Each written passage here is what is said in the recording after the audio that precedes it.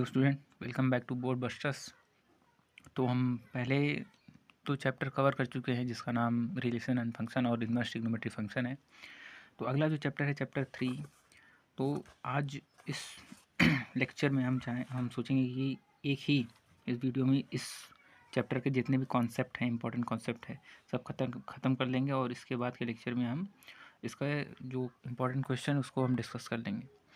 तो शुरू करते हैं। तो पहले चैप्टर का नाम क्या है? आव्यूह यानी कि मैट्रिसेस। तो मैट्रिसेस होता क्या है कि संख्याओं या फलनों का एक आयताकार क्रम विन्यास। इन संख्याओं फलनों को आव्यूह के अवयव कहते हैं। यानी कि हम आव्यूह को मैट्रिक्स को कैसे दिखाते हैं? एक वर्टिकल इस तरह से बड़ा ब्रैकेट होता है, ठीक है, उसको में हम एलिमेंट को रख देते हैं। इसके अंदर जो ये फंक्शन होते हैं, ठीक है, इनको आव्यूह के अवयव या एलिमेंट कहते हैं, ठीक है। जो ये हॉरिजॉन्टल रो होते हैं इसको इस तरह से 1 2 3 4 5 6 और 7 8 9 इसको पंक्ति कहते हैं, यानी कि रो कहते हैं, यानी कि फर्स्ट रो, सेकेंड रो और थर्ड रो।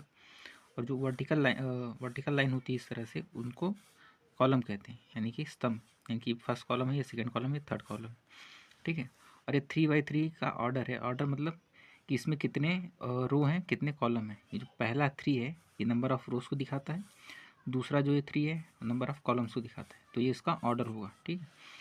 वही ऑर्डर की बात ऊपर जैसे की, तो ये ऑर्डर हुआ ऑर्डर ऑफ मैट्रिक्स, यानी आव्यूह की कोटि क्या होता है, इसको m क्रॉस n से भी दिखाते हैं, जहाँ m क्या होता है, नंबर ऑफ रोज, यानी कि जो पहले रहेगा वो रो को डिनोट करेगा। जैसे यहाँ पे 3 by 3 है, तो जो पहला वाला 3 है ये नंबर ऑफ रोज को बताएगा, यानी कि ये स्तंभों की रो यानी पंक्ति की संख्या बताएगा। और जो दूसरा वाला 3 है ये नंबर ऑफ कॉलम, यानी कि स्तंभों की संख्या को बताएगा, यानी कि m क्रॉस n, यानी m is equal to number of rows, n is equal to number of columns.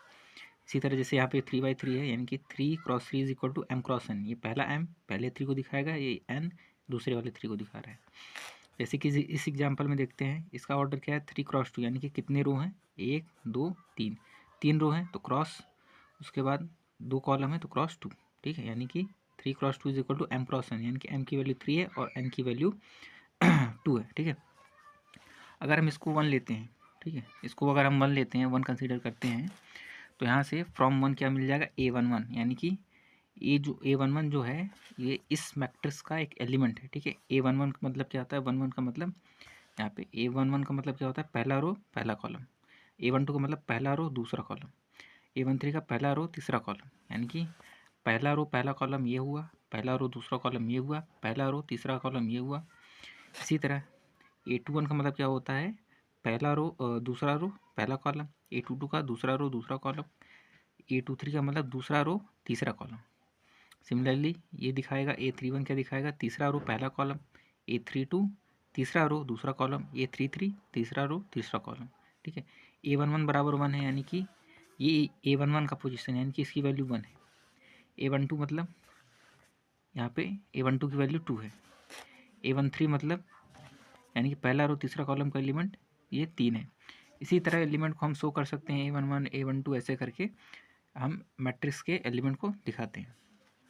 अब आ जाते हैं आव्यूह के प्रकार। आव्यूह के प्रकार जो इम्पोर्टेंट है उसको हम एक लाइन में देखते हैं। आव्यूह के प्रकार क्या है, पहला क्या है, स्तंभ आव्यूह यानी कॉलम मैट्रिक्स। कॉलम मैट्रिक्स क्या होता है, जिसमें सिर्फ एक कॉलम हो, रोज कितने भी हो सकते हैं, रोज से हमको मतलब नहीं है। यहाँ पे हमने लिखा है ना, केवल एक ही कॉलम हो, एक कॉलम होगा तो वो स्तंभ आव्यूह हो गया। यानी कि देखो एक ही कॉलम है, रोज कितने हैं पता नहीं, देखो यहाँ डॉट डॉट डॉट n का तक है, यानी कि n×1। इसका ऑर्डर क्या हुआ, ये इसका ऑर्डर है।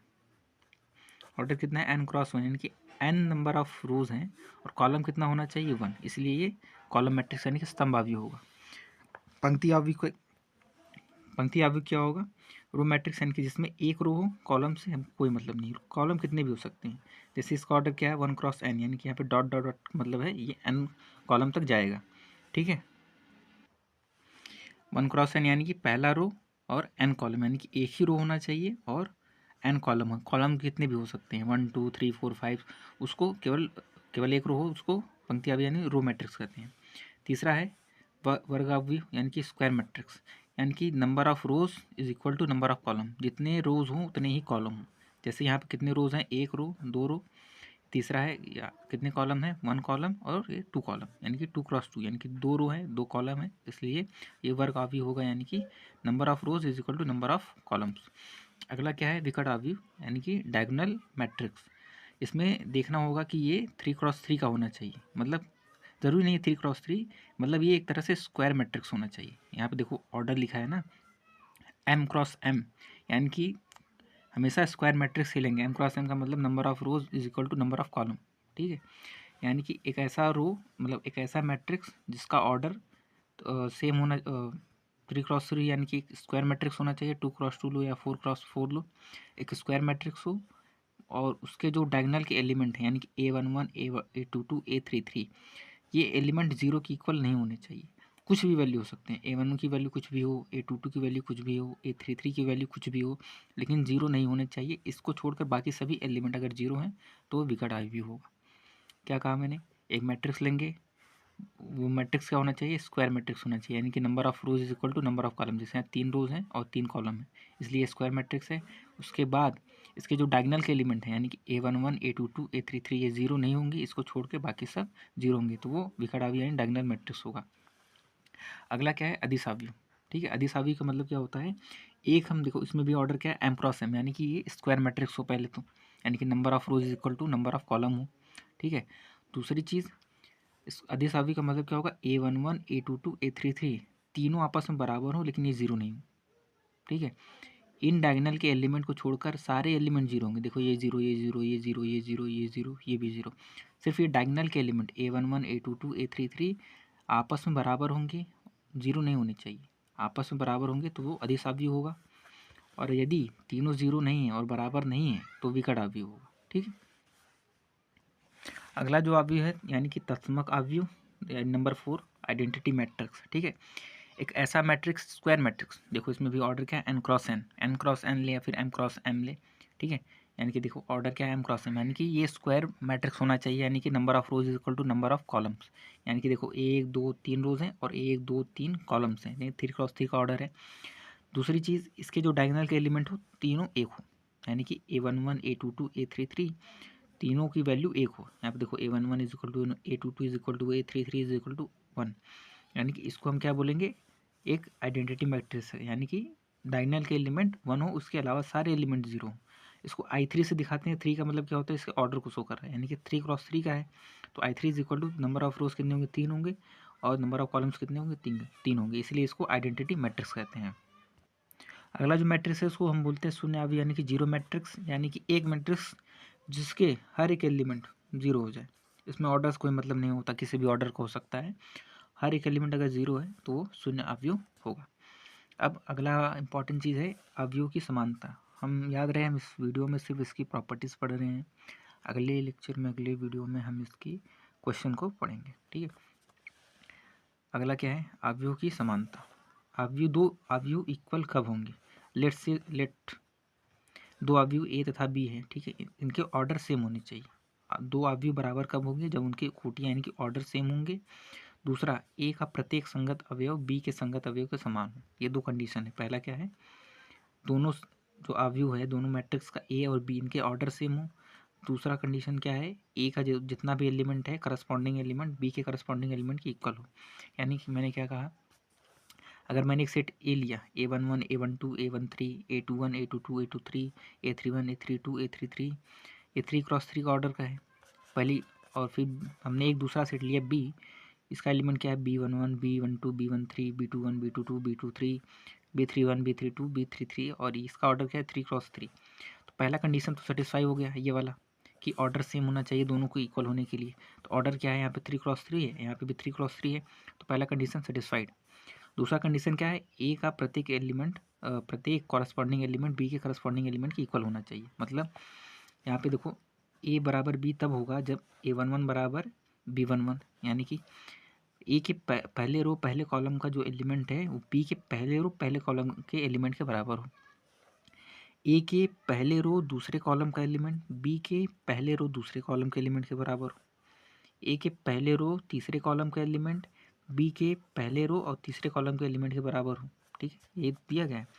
ए का पहला रो पहला कॉलम बराबर होगा बी के पहले रो पहले कॉलम से। ए के पहले रो दूसरे कॉलम का एलिमेंट बी के पहले रो दूसरे कॉलम के एलिमेंट से बराबर होना चाहिए। ए का पहले रो तीसरे कॉलम का एलिमेंट बी के पहले रो तीसरे कॉलम के एलिमेंट के बराबर होना चाहिए। ठीक है, यानी कि करस्पॉन्डिंग एलिमेंट हमेशा बराबर होंगे। यानी कि अगर जो 2 पोजीशन पे है वो दूसरे के 2 पोजीशन के बराबर होगा। जैसे देखो 2 पोजीशन, ये दोनों आपस में बराबर होंगे। करस्पॉन्डिंग एलिमेंट आपस में बराबर होने चाहिए, करस्पॉन्डिंग एलिमेंट आपस में बराबर होने चाहिए, तभी जा करके दोनों सेट आपस में सॉरी दोनों मैट्रिक्स आपस में बराबर होंगे। कंडीशन समझ में आया? ऑर्डर सेम, ठीक है। करस्पॉन्डिंग एलिमेंट बराबर होने चाहिए, A11 ऐसे करके करस्पॉन्डिंग एलिमेंट अगर बराबर होंगे तो दो सेट आपस में बराबर होंगे, ठीक है। तो अगला जो टॉपिक है अवयव पर संक्रियाएं। हम बहुत स्पीड में चल रहे हैं क्योंकि जल्दी से जल्दी पूरा चैप्टर ख़त्म करना है। तो पहले कॉन्सेप्ट देख लेते हैं, जो क्वेश्चन होंगे इसके बेस पे अगले दिन इस पर क्वेश्चन देखेंगे, ठीक है। तो अवयव पर संक्रियाएं यानी कि ऑपरेशन ऑन मैट्रिक्स पर क्या ऑपरेशन होते हैं, जैसे इसका समीशन होता है, इसका मल्टीप्लिकेशन होता है, इसका माइनस यानी कि घटाना किया जाता है। तो कैसे किया जाता है, तो इसमें देखते क्या है, अवयव का योग कैसे होगा। एक कंडीशन नंबर 1, दोनों अवयव का ऑर्डर सेम होना चाहिए। अगर हमने ए अवयव लिया, बी अवयव लिया, दोनों का ऑर्डर सेम होना चाहिए, यानी कि जितने नंबर ऑफ रोज और कॉलम ए में होंगे उतने ही नंबर ऑफ रोज और कॉलम बी में होंगे। जैसे कि ये देखो एक एग्जांपल, ये ए इज इक्वल टू क्या है 1 2 3 4 5 6, इसका ऑर्डर क्या है 2x3, यानी कि 2 रो है और 3 मतलब 3 कॉलम है, 1 2 3। सिमिलरली बी में देखेंगे हम 2x3 का ऑर्डर है, यानी कि 2 रोज हैं, ये 2 रोज हैं और इसके बाद कितने कॉलम्स हैं 3, 1 2 3, तो इसका ऑर्डर क्या है 2x3, यानी कि कंडीशन तो सेटिस्फाइड हो गया कि ऑर्डर सेम होना चाहिए। अब इसको हम जोड़ भी सकते हैं, घटा भी सकते हैं। पहले हम जोड़ देखेंगे, ठीक है। जोड़ क्या होगा, जोड़ते कैसे हैं ये भी देखना है। ए प्लस बी कैसे होगा, उसके करस्पॉन्डिंग एलिमेंट को जोड़ेंगे, यानी कि A11 ए के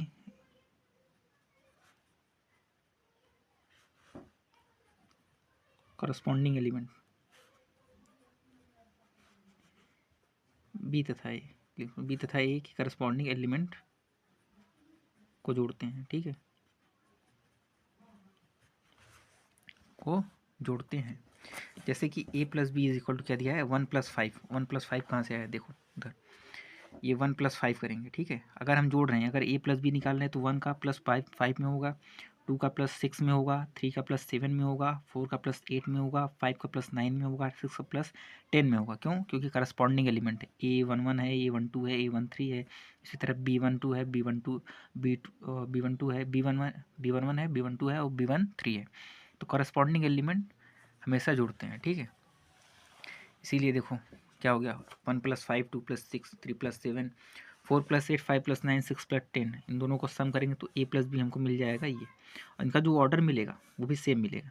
यानी कि पहले ए का क्या ऑर्डर था 2x3 था, बी का कितना था 2x3 था, दोनों को सम का जो ऑर्डर मिलेगा वो भी 2x3 मिलेगा। तो क्या लिखा है, एडिशन के बाद ऑर्डर सेम मिलेगा, ठीक है। तो नोट करके ये देखो इसका डिफरेंस, यानी कि माइनस में नहीं बता रहा हूँ, इसको घटाना कैसे किया जाता है कि सिमिलर तरीके से अवयवों का अंतर डिफरेंस ऑफ मैट्रिक्स होता है, ऑर्डर सेम होना चाहिए, सेम कंडीशन होगा। पहला कंडीशन होगा घटाने के लिए भी कि ऑर्डर सेम हो, ठीक है। उसके बाद उसको हम घटा सकते हैं, घटाएंगे कैसे, करस्पॉन्डिंग एलिमेंट ही घटेंगे, यानी कि A11 वाला पोजीशन B11 के साथ ही माइनस होगा, A12 के वाले पोजीशन के साथ B12 ही माइनस होगा, ठीक है, ये याद रखना है। अब देखो नीचे एक ऑपरेशन क्या है, एक अवयव का आदेश से गुणा, किसी एक नंबर से किसी एक स्केलर क्वांटिटी से हम अवयव का मल्टीप्लिकेशन करेंगे तो क्या होगा। लेट कंडीशन कंसीडर कर रहे हैं ए इज इक्वल टू 1 2 3 4, एक हमने लिया 2x2 का मैट्रिक्स, हम कोई भी मैट्रिक्स ले सकते हैं, ठीक है। यदि 2 से गुणा करना हो तो 2 से गुणा करेंगे, यानी कि 2a, दोनों साइड 2 से गुणा करेंगे तो 2a होगा, तो इसमें भी 2 से मल्टीप्लाई होगा। अब इसमें 2 से मल्टीप्लाई करने का क्या मतलब होता है कि हर एक एलिमेंट में 2 से गुणा करना पड़ेगा। ये है मैट्रिक्स में गुणा ऐसे होता है कि अगर मैट्रिक्स में गुणा कर रहे हैं किसी एक एलिमेंट में नहीं होता, हर एक एलिमेंट के साथ गुणा होगा, यानी कि 2 का मल्टीप्लिकेशन 1 से होगा, 2 का 2 से होगा, 2 का 3 से होगा, 2 का 4 से ही होगा। तो जो 2a की वैल्यू आएगी और 2 1 मल्टीप्लिकेशन 2 2 2 इंटू 2 4 3 इंटू 2 6 और 4 इंटू 2 8, यानी कि ये 2a की वैल्यू आई। इसी तरह से अगर कॉमन लेना होगा, जब हम अगर इसमें से कॉमन निकाल रहे हैं तो हर एक एलिमेंट से कॉमन आएगा। जैसे कि अगर हम कॉमन ले रहे हैं, इसको हम किस तरह से लेंगे, अगर हम कॉमन ले रहे हैं, मान लो 2 कॉमन ले रहे हैं तो क्या होगा, 2 इसमें से कॉमन आएगा 1 आएगा, 2 इसमें से भी कॉमन आएगा 2 आएगा, 2 इसमें से कॉमन आएगा 3 आएगा, इसमें से भी 2 कॉमन आएगा 4 आएगा यहाँ पे। यानी कि जैसे हर एक एलिमेंट में गुणा करते हैं उसी तरह जब कॉमन लेते हैं तो हर एक एलिमेंट से कॉमन आता है, ठीक है। ये इंपॉर्टेंट कॉन्सेप्ट है और इसी बेस पर इंपॉर्टेंट रिजल्ट इस पे क्वेश्चन आते रहते हैं। क्या है इंपॉर्टेंट रिजल्ट, क्या है, यदि ए तथा बी दो अवयव हैं तो क्या होगा, ए प्लस बी बराबर क्या होता है, बी प्लस सी हो जाएगा। ये क्रम विनिमय यानी कि कम्यूटेटिव लॉ को फॉलो करता है। दूसरा क्या है, ए प्लस ब्रैकेट में B plus C is equal to, फिर ए बी को जोड़ दिया फिर प्लस सी किया, ये साचार्य यानी कि एसोसिएटिव लॉ को फॉलो करता है। अगर के इंटू है, ये कोई स्केलर है वेयर के इज क्या है, अदिश यानी कि स्केलर है, ठीक है। किसी स्केलर से दो अवयव के सम में हम मल्टीप्लिकेशन करते हैं तो क्या मिलेगा, के इंटू ए प्लस के इंटू बी, ठीक है। अगर दो अदिश हैं आपस में सम में है यानी कि के प्लस एल, दो क्या है अदिश है यानी स्केलर क्वांटिटी, इसमें किसी सेट ए से मल्टीप्लिकेशन किया जा रहा है तो के प्लस के इंटू ए प्लस एल इंटू ए हो जाएगा, ठीक है। अगला जो ऑपरेशन है मैट्रिक्स पे जो लगता है वो होता है अवयवों का गुणन यानी कि मल्टीप्लिकेशन ऑफ मैट्रिक्स। तो मैट्रिक्स का मल्टीप्लिकेशन कैसे करते हैं, एग्जाम्पल है, मैंने पहले से लिखा हुआ है तो उसको थोड़ा समझने में दिक्कत होगा आपको, तो इसीलिए मैं सामने कर रहा हूँ, ठीक है। मैट्रिक्स का गुणा कैसे करते हैं आपस में, तो अगर हमको ए बी निकालना है, ठीक है, याद रखना ए बी निकालना है, तो मल्टीप्लिकेशन निकालने से पहले मैं आपको एक स्टार पॉइंट दे रहा हूँ, बहुत ही इंपॉर्टेंट ये रूल है, इसको हमको ध्यान देना होगा कि जब भी दो मैट्रिक्स का मल्टीप्लिकेशन करते हैं, याद रखना पहला जो मैट्रिक्स होगा दूसरा मैट्रिक्स होगा उसमें एक कंडीशन अप्लाई होता है तभी जाकर उनका मल्टीप्लिकेशन होता है। वो कंडीशन क्या है कि अगर अब जो पहला मैट्रिक्स है उसका नंबर ऑफ कॉलम दूसरे वाले मैट्रिक्स के नंबर ऑफ रोज से बराबर होना चाहिए। मतलब क्या है, ए का जो कॉलम है नंबर ऑफ कॉलम कितने हैं, एक दो यानी कि दो, और बी का कितना नंबर ऑफ रोज है, दो, यानी कि पहले का नंबर ऑफ कॉलम दूसरे मैट्रिक्स के नंबर ऑफ रोज के बराबर होगा तभी मल्टीप्लिकेशन पॉसिबल है, अदरवाइज नहीं होगा। क्या क्या लिखा है, number of rows of A must be equal to number of number of column रहेगा यहाँ पे, number of column of A must be equal to the number of rows of B, ठीक है। हैंड राइटिंग अवॉइड करिए, ठीक है। तो क्या है, ए का जो सेट रहेगा अगर हम ए बी निकाल रहे हैं तो नंबर ऑफ ए के लिए जो नंबर ऑफ कॉलम है वो बी के नंबर ऑफ रोज के बराबर होगा तभी मल्टीप्लिकेशन ए बी पॉसिबल होगा। जैसे कि ए बी अगर हम निकाल रहे हैं, ठीक है, ये कैसे निकलेगा, तो इसको निकालने का प्रोसीजर क्या होता, प्रोसीजर क्या था, ये मान लो पहला रो दूसरा रो, पहला कॉलम दूसरा कॉलम, पहला रो दूसरा रो, पहला कॉलम, एक ही कॉलम है। तो पहले क्या करते हैं, पहले रो के एलिमेंट को पहले कॉलम के एलिमेंट के साथ मल्टीप्लिकेशन करते हैं। कैसे करते हैं इधर देखना, ठीक है। इसके बाद एक और बोनस पॉइंट है, अभी बता रहा हूँ, ठीक है। क्या है, इसके एलिमेंट को इससे मल्टीप्लिकेशन करेंगे तो पहले क्या करेंगे, 2 का 5 से मल्टीप्लिकेशन होगा, 2 इंटू 5 प्लस लगेगा, ठीक है, प्लस लगेगा, फिर क्या मिलेगा, 5 का 50 से मल्टीप्लाई करेंगे, 5 इंटू 50, ठीक है। अब ये पहले रो का इसके साथ मल्टीप्लिकेशन हो गया, सिमिलरली पहले दूसरे रो का इसी के साथ मल्टीप्लिकेशन करेंगे, दूसरे रो का इसी के साथ करेंगे, कैसे मिलेगा, 8 इंटू 5, फिर प्लस करेंगे, फिर 10 का 50 से मल्टीप्लिकेशन, 10 इंटू 50। मैं दोबारा रिपीट कर दे रहा हूँ कैसे मैंने किया, पहले रो का इसके साथ मल्टीप्लिकेशन, पहले रो का इसके कॉलम के साथ मल्टीप्लिकेशन, याद रखना कॉलम के साथ होता है, इस पहले वाले मैट्रिक्स के रो का दूसरे वाले मैट्रिक्स के कॉलम के साथ मल्टीप्लिकेशन होता है, यानी कि 2 इंटू 5 प्लस 5 इंटू 10। अगला करेंगे 8 इंटू 5, 8 इंटू 5 प्लस 10 इंटू 50, ठीक है। अब A B is equal to क्या होगा, आगे नीचे 5 टू ज़ा 10 प्लस ये क्या है 5 इंटू 50, इसका मल्टीप्लिकेशन होगा, क्या हो जाएगा 40 प्लस इसको मल्टीप्लाई करें तो 500। तो A B is equal to कितना मिल गया हमको, इनको ऐड करेंगे 260 अपॉन में 540, इसका ऑर्डर क्या है 2 क्रॉस 1, ठीक है। इसका ऑर्डर क्या मिल गया हमको 2 क्रॉस 1। अब यहाँ पे बोनस पॉइंट क्या है, मल्टीप्लिकेशन समझ में आया, क्या करेंगे, पहले अवयव के पहले मैट्रिक्स के रो का इसके दूसरे मैट्रिक्स के कॉलम में मल्टीप्लाई करके लिख देंगे, दूसरे रो का पहले वाले में ही इसे मल्टीप्लाई करके लिख देंगे, ठीक है। उसके बाद जो मल्टीप्लिकेशन उसको सॉल्व करके सम करके लिख के रख देंगे, ठीक है। अब बोनस पॉइंट क्या है, ठीक है, बोनस पॉइंट अब ध्यान देना है। यहाँ पर हम पहले ही मल्टीप्लिकेशन के पहले ही बता सकते हैं इसका ऑर्डर क्या होगा मल्टीप्लाई होने के बाद, ठीक है। मल्टीप्लाई होने के बाद इसका ऑर्डर क्या होगा उसको हम आराम से बता सकते हैं। कैसे बता सकते हैं, अब देखो यहाँ पे जैसे 2x2 है, ठीक है, ऑर्डर, और बी का है 2x1, ठीक है।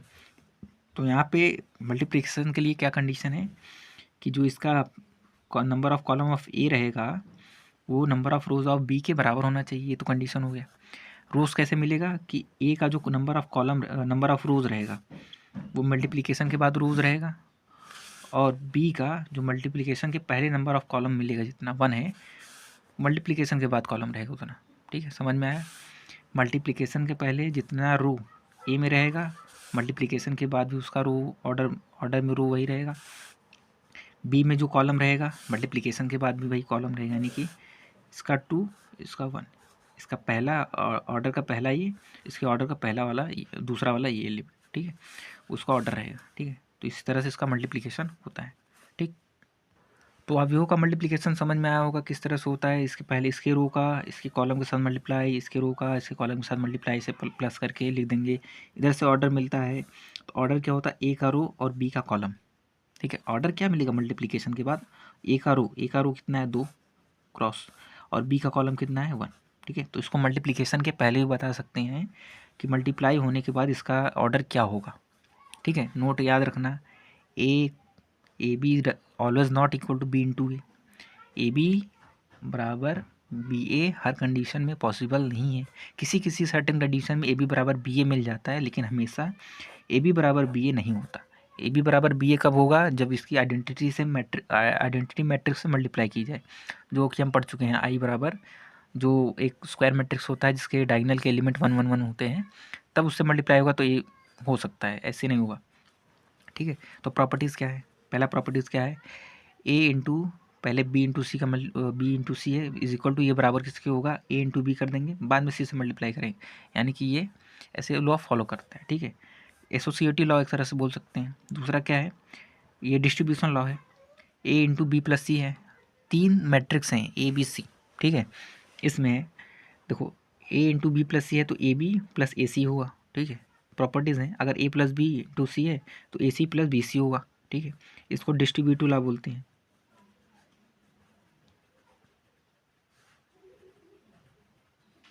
डिस्ट्रीब्यूटिव लॉ, इसको एसोसिएटिव बोलते हैं,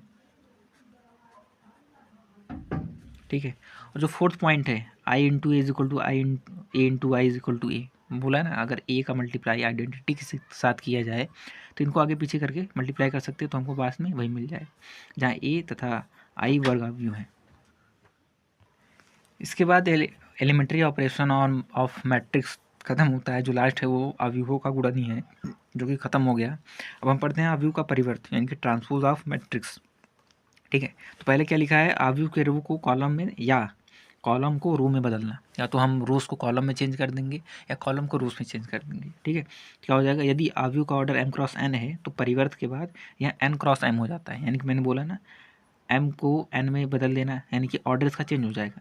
m को नंबर ऑफ रोज को कॉलम में चेंज कर देना, और जो कॉलम होगा वो रोज में आ जाएगा, यानी कि n क्रॉस m हो जाएगा, ठीक है। इसको कैसे डिनोट करते हैं, ए डैश या ए टी से, ऊपर में टी रहेगा, ठीक है, से दिखाते हैं। जैसे एग्जांपल क्या हो गया कि ए इज इक्वल टू क्या है 1 2 3 4 5 6, ऑर्डर क्या है 3 क्रॉस 2, यानी कि 3 रोज हैं 1 2 3, और कॉलम कितने हैं 2 1 2, ठीक है। इसका अगर ट्रांसपोज निकालना है ए टी, ठीक है, तो नंबर जो रोज हैं जो कॉलम्स हैं उसको हम रोज में चेंज कर देंगे, यानी कि 1 3 5 है तो इसको हम कॉलम की जगह पे लिखेंगे, यानी कि 1 3 5 हॉरिजॉन्टल लिख देंगे। ये वर्टिकल था, ऐसे ऐसे वर्टिकल सीधा है ना, ऐसे करके, ठीक है। इसको हम इस तरह से लिख देंगे कॉलम में, कॉलम को हम रोज में लिख देंगे, यानी कि 1 3 5 को 1 3 5 इस तरह से लिख देंगे।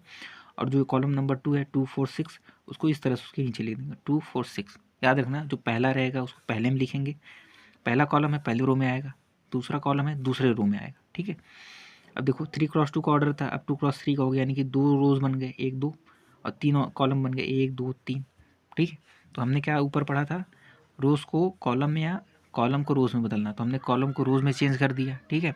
उसके बाद जो ऑर्डर है इसके बाद इसका ऑर्डर जो है चेंज हो जाता है, ठीक है, चेंज हो गया। इसको ये हम जानते हैं एटी से हमने इसको डिनोट किया है, तो ऑब्वियस सी बात है कि ये ए ट्रांसपोज है, ठीक है। तो प्रॉपर्टीज़ इसकी भी होती हैं। अगर किसी कोई मैट्रिक्स ए है उसका ट्रांसपोज है, अगर ट्रांसपोज का फिर से ट्रांसपोज ले लिया जाए तो वापस वही मैट्रिक्स हमको वापस मिल जाएगा। ए का ट्रांसपोज लेने के बाद फिर से एक बार ट्रांसपोज लेंगे, फिर वही, यानी कि ए के रो को कॉलम में बदलने के बाद फिर कॉलम को फिर रो में चेंज कर देंगे तो वही मिल जाएगा, ठीक है। अगर के इंटू ए का होल ट्रांसपोज है तो के जो है वो एक कांस्टेंट है, वो बाहर आ जाएगा, ए का ट्रांसपोज हो जाएगा। ए प्लस बी का होल ट्रांसपोज है तो ए का ट्रांसपोज प्लस बी का ट्रांसपोज होगा। अगर ए इंटू बी का होल ट्रांसपोज है तो B transpose into A transpose. ये इंपॉर्टेंट प्रॉपर्टी है, इस पर भी क्वेश्चन बनते हैं। ये डायरेक्ट भी आ जाता है, कभी कभी एमसीक्यूज में आ जाता है, कभी कभी प्रूफ करने के लिए आ जाता है कि प्रूफ दैट कि दो मैट्रिक्स दे देगा और बोलेगा कि प्रूफ दैट ए बी का whole dash is equal to B dash into A dash, ठीक है। डैश यानी कि ट्रांसपोज। तो अभी हम ट्रांसपोज ऑफ मैट्रिक्स यानी कि आव्यूह का परिवर्त पढ़ चुके हैं, तो उससे रिलेटेड एक टॉपिक आता है जो उसी का यूज़ करके हमने पढ़ेंगे, जो है कि सममित तथा विषम सममित आव्यूह यानी कि symmetric and skew symmetric matrices क्या होता है। सबसे पहले सममित यानी कि सिमेट्रिक से शुरू करते हैं। क्या होता है?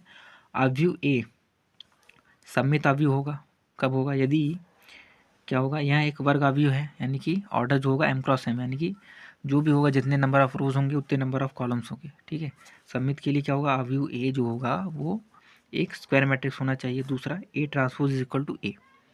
अगर हमने ए का ट्रांसपोज निकाला, अगर हमको ए मिल गया, ठीक है, ए मिल गया तो क्या हो जाएगा, सममित आव्यूह हो जाएगा, ठीक है। एग्जाम्पल, अगर हमने एक मैट्रिक्स लिया 3x3 ऑर्डर का, यानी कि हम जानते हैं नंबर ऑफ रोज और नंबर ऑफ कॉलम सेम होनी चाहिए, यानी कि 3x3 ऑर्डर का हमने एक मैट्रिक्स लिया जिसमें नंबर ऑफ रोज और नंबर ऑफ कॉलम इक्वल हैं, तो ए इज इक्वल टू क्या है, 4 2 3 2 8 1 3 1 7, ठीक है। एक सेकेंड, ठीक है। ए इज इक्वल टू क्या है, 4 2 3 2 8 1 और 3 1 7, 3x3 ऑर्डर का है। तो अगर हम ए ट्रांसपोज निकालें, यानी कि इसके रोज को कॉलम में बदल देंगे, मान लो रो 1 है, रो 2 है, रो 3 है, ठीक है। इस रो 1 को हमने कॉलम में चेंज करिए, देखो 2 4 2 3 4 2 3 लिख दिया। ये नंबर ऑफ रोज 1 था तो 1 पे यहाँ पे 1 लिखा। ये नंबर ऑफ जो ये रोज 2 है 2 8 1 2 8 1, हमने ये नंबर ऑफ जो ये रो है उसको यहाँ पे रख दिया। और जो रो 3 है 3 1 7, उसको हम यहाँ पे लिख दिया 3 1 7, 3 तीसरे कॉलम, ठीक है। याद रखना, पहला रो पहले कॉलम में आएगा, दूसरा रो दूसरे कॉलम में आएगा, तीसरा रो तीसरे कॉलम में आएगा, ठीक है। तो इसका ऑर्डर भी क्या होगा, 3x3, नंबर ऑफ रोज 3 होगा, नंबर ऑफ कॉलम 3 होगा। यहाँ पे हम क्या देखते हैं कि ए ट्रांसपोज निकाल रहे हैं, लेकिन ये ए की इक्वल में ही है। देखो 4 2 3 4 2 3 2 8 1 2 8 1 3 1 7 3 1 7, ठीक है। ऑर्डर भी सेम है 3x3 3x3, यानी कि यहाँ से हमको क्या मिल गया कि A transpose is equal to A, यानी कि ट्रांसपोज के बाद भी जो मैट्रिक्स ए है वो बराबर है, यानी कि A transpose is equal to A. अतः यहाँ क्या होगा, सममित होगा, यानी कि सिमेट्रिक होगा। तो स्क्यू सिमेट्रिक क्या होगा, सिमेट्रिक पता चल गया ना। अब स्क्यू सिमेट्रिक क्या होगा, तो क्या है कि आव्यूह बी विषम सममित होगा, यानी कि स्क्यू सिमेट्रिक होगा यदि पहला कंडीशन क्या है कि यहाँ एक स्क्वायर मैट्रिक्स होना चाहिए, यानी कि ऑर्डर क्या हो, m क्रॉस m का हो, इनकी number of rows is equal to number of column, ठीक है। अगर आव्यूह बी का हम ट्रांसपोज ले लेंगे तो माइनस बी के बराबर हो जाएगा। सममित के लिए क्या था, A transpose equal to A. विषम सममित के लिए क्या है यहाँ पे, P dash is equal to minus B, यानी कि नेगेटिव हो जाएगा। अगर नेगेटिव हुआ तो विषम सममित, अगर सेम वही वैल्यू मिल गया तो सममित, ठीक है। तो हमने एग्जांपल में एक बी लिया, एक matrix 0 EF -E 0 F -F -G 0, ये 3x3 ऑर्डर कर लिया। ये पहला रो है, ये दूसरा रो है, तीसरा रो है। तो बी डैश हम निकाल रहे हैं तो क्या हो जाएगा, बी डैश कैसे निकालेंगे, रोज को कॉलम में चेंज कर दो, रोज को कॉलम में चेंज कर दो, रोज को कॉलम में चेंज कर देना है, ठीक है। पहला रो पहले कॉलम में आएगा तो हमने लिख दिया, पहला रो क्या है 0 EF, तो 0 EF लिख दिया। दूसरा रो क्या है -C 0G, दूसरा कॉलम में, दूसरा रो दूसरे कॉलम में लिख दिया -E 0G। तीसरा रो हमने यहाँ लिख दिया तीसरे कॉलम में -F -G 0 -F -G 0, ठीक है। तो हम देखते हैं क्या है, b is equal to B dash में क्या सिमिलरिटी है, सेम एलिमेंट हमको मिल गया, बस नेगेटिव साइन के साथ, ठीक है। तो हम क्या करेंगे, बी अंदर से माइनस कॉमन ले लेंगे, ठीक है, माइनस कॉमन आ गया, ठीक है। माइनस ले लो या फिर -1 जो भी है, तो ये 0 का 0 ही रहेगा, कोई इम्पैक्ट नहीं। माइनस सी का प्लस ई में हो जाएगा, माइनस सी का माइनस एफ का प्लस एफ हो जाएगा, ई का माइनस ई हो जाएगा, जीरो का जीरो, माइनस जी का जी, एफ का माइनस एफ, जी का, और यहाँ पे जी का क्या आएगा, माइनस जी आएगा। ठीक है, जीरो का जीरो। ठीक है, यानी कि हमने माइनस कॉमन लिया तो हमको एक नया मैट्रिक्स मिल गया। ये मैट्रिक्स बी के बराबर में ही है, ध्यान देना। एक सेकंड देखो, यहाँ पे माइनस कॉमन लेने के बाद zero zero, E F F, minus C zero zero, G G, minus F minus G zero zero, यानी कि ये दोनों आपस में बराबर हैं। यानी कि बी इज इक्वल टू, ये माइनस तो माइनस रहेगा, बी यहाँ पे B dash is equal to B मिल गया।